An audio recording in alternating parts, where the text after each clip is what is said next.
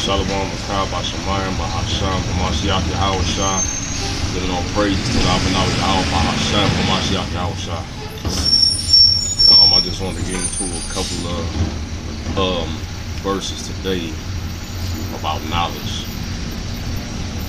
Because it's important that we continue to speak about knowledge and continue to learn how we can get knowledge, because it tells you in Hosea 4:6, I believe,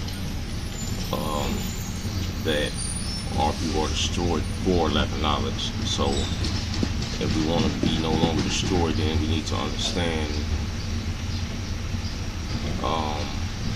how to attain this knowledge,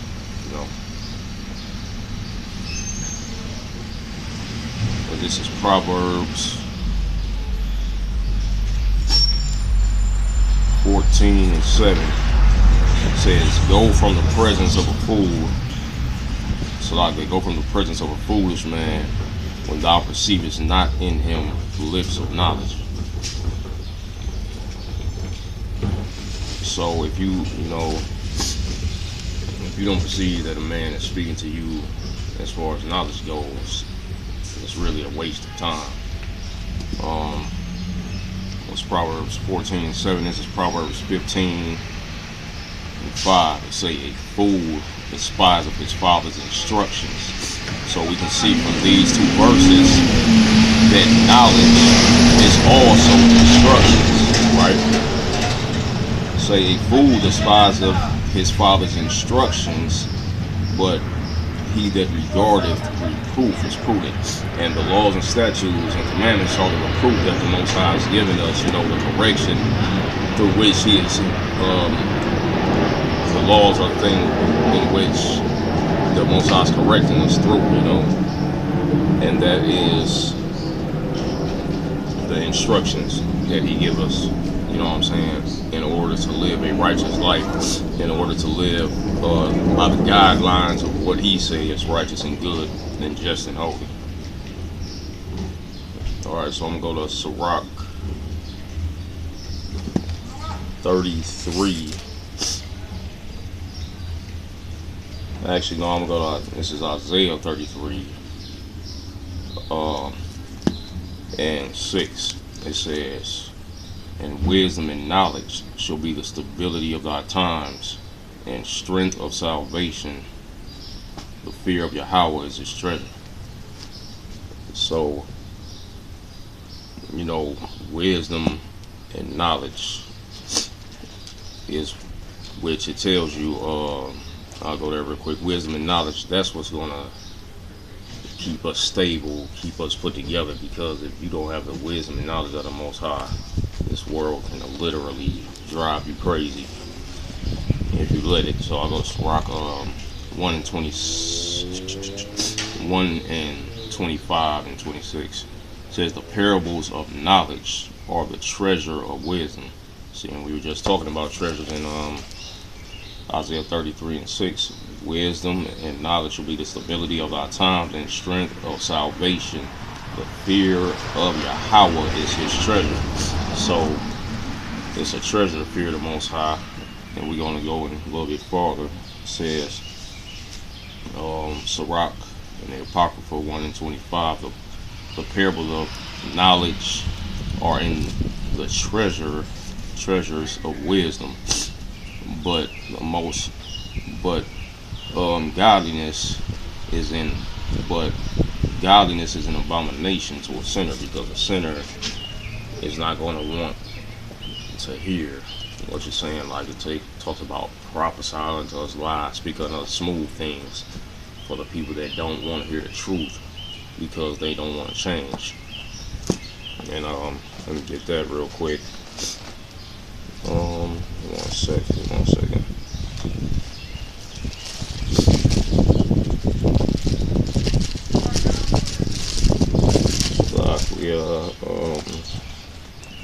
Where's that at?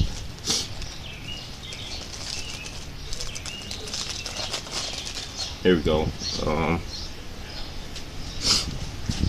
Sirach in the Apocrypha chapter 32 verse 17 says, a sinful man will not be reproved, but findeth an excuse according to his will.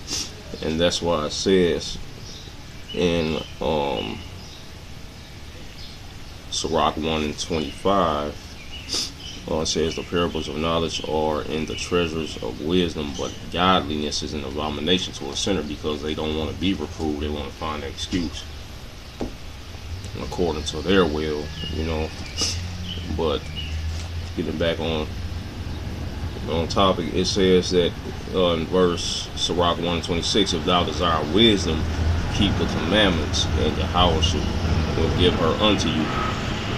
So we want knowledge and wisdom. Like, we get wisdom by gaining knowledge. Knowledge is to know. So once we read these laws, statutes, and commandments, and we know, and we begin to put those things into action, then the Most High will give us wisdom.